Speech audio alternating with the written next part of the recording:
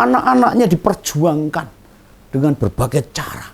Dengan cara menabrak, mengangkangi, dan memperkosa aturan-aturan konstitusi dan sebagainya. Demokrasi akhirnya runyam seperti ini.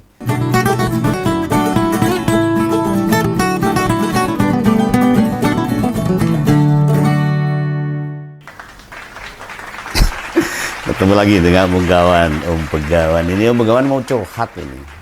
Saya ini nggak habis pikir ini dengan sikap Pak Jokowi dan keluarganya. Dulu saya mengenal keluarga ini selama 8 tahun, hampir 9 tahun. Dengan kesederhanaannya, dengan citranya yang baik, dengan semangat kerjanya. Tapi kenapa akhir-akhir ini banyak cerita yang membuat masyarakat jadi antipati? Ya toh?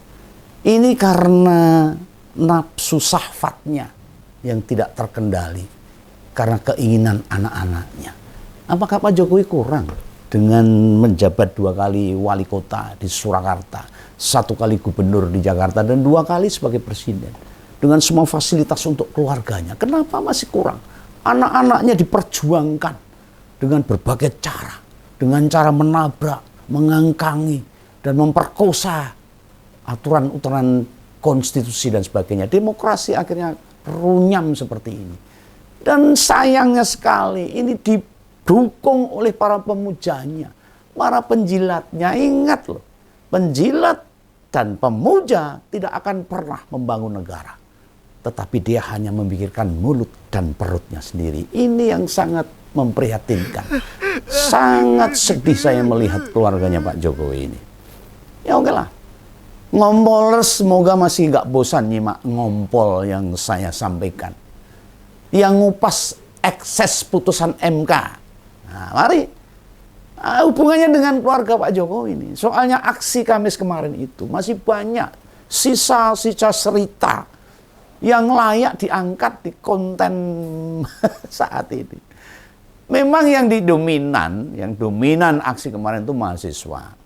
Iya, ada kaum buruh, masyarakat, dan para pelajar. Tapi ada juga itu komika, artis. Tapi di seputaran kejadian Kamis lalu banyak banget yang Om Begawan ceritakan. Oke, ini akan saya ceritakan langsung saja ya. Dengan simak supaya semuanya bisa paham apa yang terjadi sesungguhnya. Di demo soal darurat konstitusi, pada merhatiin polisi sama TNI nggak kemarin ini? Bagaimana sikap mereka? Nah, dalam penilaian pandangan Om Begawan, mereka itu ada di pihak rakyat. Aparat itu ada di pihak rakyat. Jempol ini untuk Polri dan TNI. Semua aparat untuk menjaga masyarakat yang melakukan demo untuk menyampaikan aspirasi. Hebat. Polri, TNI bersama kita. Mereka bersama kita. Mereka juga seperti muak ngelihat pemimpin tertinggi mereka bertingkah seolah-olah negara itu punya dia sendiri.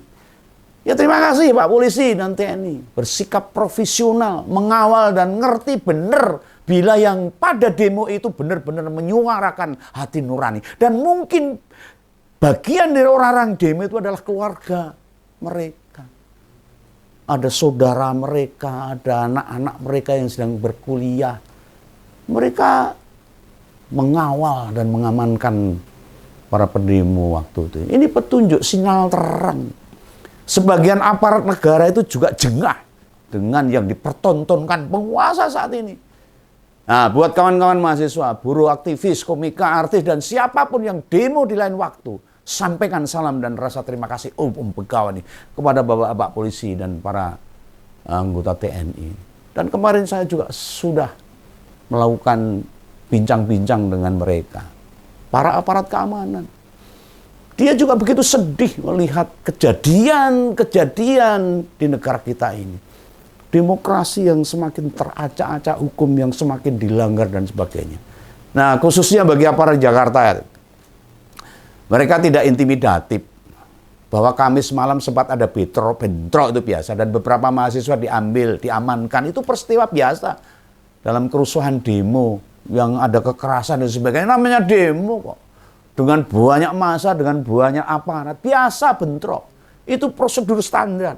Om Begawan sudah mengalami bertahun-tahun dulu waktu muda. Tokoh demo juga saya. Nah, sebab aturannya memang melebihi batas waktu. Itu bukan kesalahan aparat. Dan anak-anak muda itu kalau sudah semangat ya lupa waktu, biasa seperti itu. Polisi dan tentara genah maunya itu melindungi kepentingan rakyat, kepentingan kita. Meskipun itu berdemo menyampaikan aspirasi, mereka tahu, mereka paham. Mereka adalah saudara-saudara mereka. Mereka adalah anak-anak mereka. Kadang-kadang ada saudaranya, tetangganya, keponakannya yang ikut berdemo. Anak lali dipentung, jebule anak dhewe kan repot.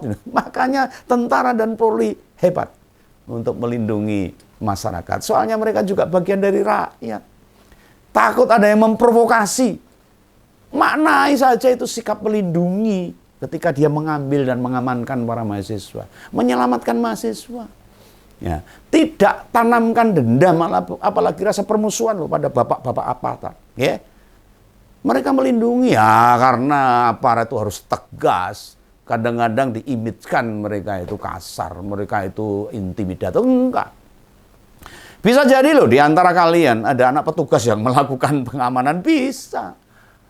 Selain cerita tentang pengamanan aksi Pak Polri dan Pak TNI ini makin terbukti nih. Keluarga Jokowi adalah kepala negara yang cara menghadapi aspirasi rakyatnya dengan wagu. Tahu wagu tuh. Orang lucu itu. Wagu atau tidak semestinya. Malah dipertontonkan ke kita-kita ini. Beda banget Jokowi tahun 2014 sampai 2022 dengan Jokowi yang sekarang tahun 2023-2024. Dulu ada yang demo itu dia tenang aja di Istana Negara. Pada awal menjabat 2014 mahasiswa yang demo perwakilan disuruh masuk tuh. Diajak ngomong di istananya, dialog sama KSP. Sekarang mana begitu? Makin jauh jarak presiden sama rakyat. Dan ini para aparat juga paham. Maka aparat TNI sangat melindungi rakyat ini. Mana ini kebiasaan bertemu rakyat pas belusukan? Nggak ada sekarang. Dipakai ngadepi demo, nggak akan sama. Jokowi itu satu-satunya presiden yang masih menjabat saat ini. Didemo oleh mantan menterinya. Itu ada Pak Tom Lembong, mantan Menteri Perdagangan, serta Pak Lukman Hakim, Menteri Agama. Keduanya kemarin terlihat turun ke jalan loh. Siapa coba presiden lain yang dibegitukan? Nggak ada. Pak Harto jadi presiden 32 tahun, sudah berapa menteri tuh? Nggak ada satupun yang mendemo dirinya. Ini aneh ini. Lalu Pak Jokowi juga presiden satu-satunya yang nyariin kerja anaknya waktu masih menjabat. Gila nih lah. Padahal itu dalam undang-undang ya ora etis loh. Wes ngono sing ngusah asik aturan ngangkangi hukum, memperkosa konstitusi dan sebagainya, merusak konstitusi itu. Nyariin kerjaan politik. Itu kerjaan di luar politik loh. Lah Mas AHY nyagup di Jakarta itu Pak BY was ora dadi presiden waktu itu. Lah piye? Ada yang bisa bantah soal ini? Pak Jokowi itu juga satu-satunya presiden yang bisa intervensi partai loh. Hingga bergabung di satu koalisi. Hebat nggak? Malu tuh PDIP yang melahirkan Pak Jokowi jadi presiden. Bahkan Ketua Umum Golkar saja mundur tanpa alasan jelas kok. Ya? Padahal Golkar itu partai seperti apa? Partai kuno, partai hebat, partai ciamik, partai kuat. Yang sudah banyak makan asam garam di kancah perpolitikan Indonesia. Ketuanya mundur. Nek dudu mergo tekanan kepala daerah apa ya mungkin mundur karepe dhewe karena diganggu istrinya atau diminta istrinya untuk mundur apa anake ra setuju, tidak mungkin. Ini masih ada daftar kontradiksi yang lain juga ini. Ini supaya masyarakat ngerti. Presiden Jokowi itu satu-satunya presiden yang awal terpilih benar-benar dicintai rakyatnya. Seperti Om Begawan juga dan sekarang masih banyak itu yang mencintai. Bahkan sampai menjilat. Memuja bak dewa, bak raja disanjung-sanjung. Di akhir jabatan ini jadi dibenci. Dibenci yang menyanjungnya, tapi yang menjilat enggak, karena dapat. Yang dapat jabatan, yang dapat macam-macam itu penjilat. Dan itu harus kita awasi. Di banyak konten ngompol tuh, sering pada komentar ini. Pemilih Pak Jokowi 2 kali dan rata-rata menyesal. Bagi Om Bengawan tidak perlu disesali lah, karena manusia di tengah jalan bisa berubah. Bukan salah orang yang memilih. Kenapa kita malah yang salah? Kan Tuhan yang serba membolak-balikkan hati manusia. Nggak usah merasa bersalah lah. Nah, kenapa yang berubah Pak Jokowi? Mosok kita diminta nanggung dosanya? Ya enggak. Kita enggak usah merasa bersalah. Kita tetap kuat, kita tetap terus maju, lurus. Tidak perlu merasa begitu. Tidak perlu merasa bersalah, berdosa.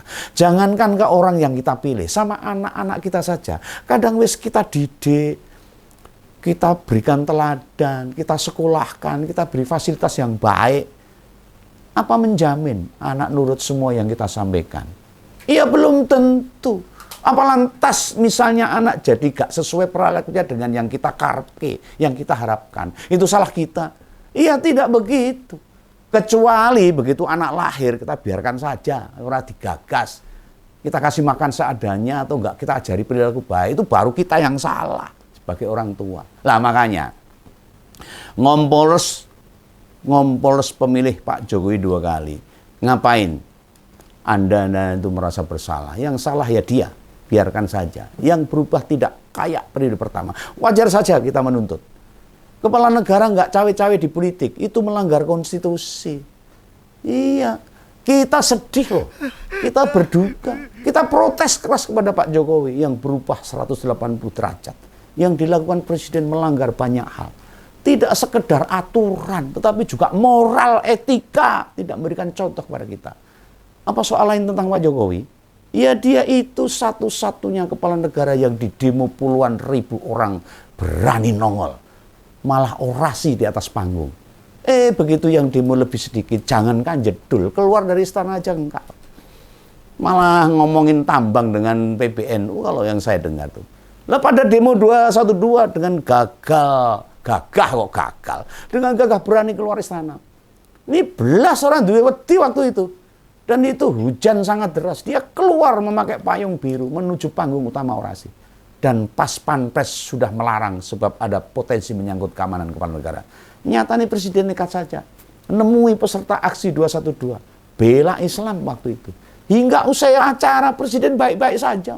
Tidak ada kejadian yang mengancam keselamatan Presiden. Kenapa di aksi darurat konstitusi Pak Jokowi tidak melakukan hal yang sama? Hayo, dong ngerti mora. Ya karena ini penyebabnya Pak Jokowi dan keluarganya. Itu fakta. Nah pas Kamis kemarin itu, Om Bengawan dengar kabar. Bila ada utusan Presiden ke Jogja. Nemui Sultan di Jogja. Intinya Presiden ingin bertemu. Nah setelah itu, sampai sekarang belum ada kabar terusannya tuh. Apakah benar jadi ketemuan atau tidak? Lah kira-kira ini mau apa nemui Pak Sri Sultan Hamengkubuwono di Jogja? Minta di-backingi raja yang sesungguhnya. Pak Jokowi juga loh. Satu-satunya presiden yang diibaratkan sebagai Raja Jawa oleh Pak Bahlil. Raja. Tapi tidak berusaha mengklarifikasi pernyataan tersebut. Mungkin dia suka, senang, bangga disebut Raja oleh Bahlil. Kenapa kita tidak kenapa kita bentuknya republik? Masa ada ketua partai nyebut presiden sebagai Raja Jawa? Ini kayak kura-kura dalam palu aja. Kok palu? Kayak kura-kura dalam perahu, orang ngerti ini. Wah parah ini makin lama itu. Udah gitu mendem. Dan Jokowi pula satu-satunya presiden yang punya 2 anak laki-laki masuk Gen Z yang tidak resah dengan yang disuarakan mahasiswa. Mereka itu wis kategori contoh anak muda di politik. Jari menginspirasi banyak anak muda supaya berani berpolitik. Dan saat ini kenapa pandangan 2 anak kepala negara itu berkebalikan dengan apa yang dipikirkan anak-anak muda kebanyakan. Mana tweet-tweet kritis Gibran dan Kaisang? Mana kata-kata usil nan jahil yang dulu hobi nyindir Pak BY dan keluarganya? Termasuk cara mereka membela Bapak di periode pertama. Tergolong cerdas waktu itu. Tweet mereka jadi omongan netizen loh. Sekarang ini apalagi saat rakyat resah dengan situasi politik.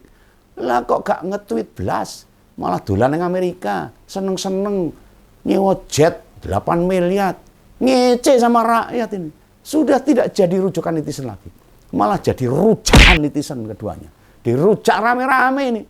Polanya malah terlihat belas tidak nggagas dengan keadaan. Rupanya nek sudah jadi pejabat, jadi petinggi pemerintah. Nek wis entuk sing dikarepe ya padha wae. membisu sejuta suara. Dan ingat ini, belum dilantik wakil presiden saja AB terhadap suara mahasiswa. Nggak kebayang nih saat jadi wakil presiden yang tenanan. Apa emangnya apa ini? Dulu ada kelompok kecil warga Solo itu demo tentang politik dinasti. Diuber sama Gibran yang masih dari wali kota itu. Sampai pada menang, ya karena cuma puluhan orangnya. Ditanya gak ada yang bisa jawab tuh rakyat kecil tuh. Sekarang pendemo di mana-mana. Beribu-ribu hingga depan balai kota Surakarta. Kemana tuh bapaknya? Kemana itu Gibrannya? Kok nggak berani nemui? Takut, gemeter, keliengan. Nah, kuwi ora wedi Mas, durung mamae mungkin. Mumet itu. Keberaniannya lenyap begitu saja meski jabatannya tambah dhuwur. Ini gambaran buat kita semua. Bila sedang dipuji banyak orang, ada banyak jebakan di sana. Kita sering terlena sama sanjungan dan pujian dan pujaan. Mari kita kawan-kawan mahasiswa, aktivis dan gerakan pro demokrasi lainnya, tetap fokus mengawal demokrasi tegak di negara kita. NKRI. Jadi ya, pesan unggawan. Salam ngobrol. Dadah.